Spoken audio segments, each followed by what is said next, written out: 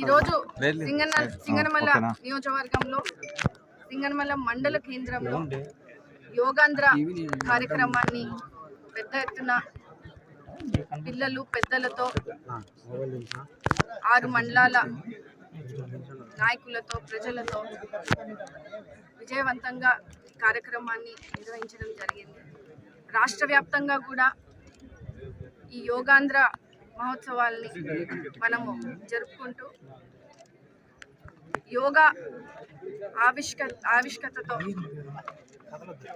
ఆరోగ్య చైతన్యాన్ని పెంచుతూ అవగాహన పెంచుతూ మన ప్రధానమంత్రి నరేంద్ర మోడీ గారు మరియు మన ముఖ్యమంత్రి నారా చంద్రబాబు నాయుడు గారు యోగాని ప్రోత్సహిస్తూ ఈరోజు రాష్ట్ర వ్యాప్తంగా దేశవ్యాప్తంగా కూడా యోగాని మన జీవితంలో భాగస్వామ్యాన్ని చేసుకొని ఆరోగ్యంగా ఉండాలని ఈ కార్యక్రమాన్ని మనము గ్రామ స్థాయి నుంచి కూడా అవగాహన కార్యక్రమాన్ని ప్రతి మండలాల్లో కూడా జరుపుకోవడం జరుగుతూ ఉంది.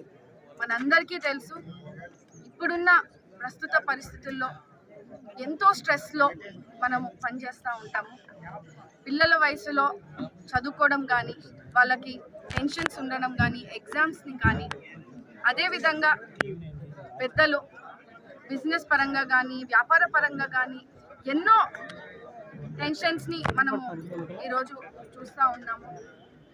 ప్రపంచమంతా పరిగెడతా ఉన్న పరిస్థితుల్లో మనమంతా కూడా ఆరోగ్యాన్ని మొదటి ప్రాధాన్యత ఇవ్వాలనే ఒక గొప్ప ఆలోచనతో కూడా యోగాని ప్రతిరోజు కూడా 1 గంట సేపు మనము మన రొటీన్లో భాగంగా చేసుకోగలిగితే ఖచ్చితంగా మనము ఆరోగ్యంగా ఉంటామని నమ్మడం జరుగుతూ ఉంది.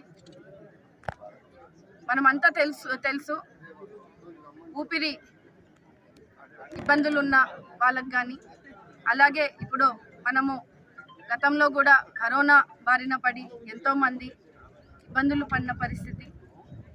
మళ్ళీ దాన్ని మనము ఎదుర్కోకుండా ఖచ్చితంగా ఈ యోగాని మనము ఎవ్రీడే రొటీన్లో పెట్టుకొని ఈ రెస్పిరేటరీ ఇష్యూస్తో ఉన్నటువంటి సమస్యల్ని కూడా మనము తగ్గించుకోవచ్చు, ఆరోగ్యంగా ఉండొచ్చు అనే ఒక భావనతో కూడా యోగాని మనం ప్రమోట్ చేయడం జరుగుతూ ఉంది. ఖచ్చితంగా పిల్లల వయసు నుంచి పెద్దల వరకు కూడా మహిళలు పురుషులు ప్రతి ఒక్కరూ కూడా యోగాని వాళ్ళ జీవితంలో భాగస్వామ్యం చేసుకొని ఆరోగ్యంగా ఉండాలని ప్రతి ఒక్కరిని కోరుతూ జూన్ 21వ తేదీన విశాఖపట్నంలో జరగబోయే ఈ యోగాంధ్ర ఒక గిన్నెస్ వరల్డ్ రికార్డ్ స్థాయిలో మనము జరపబోతున్నాము.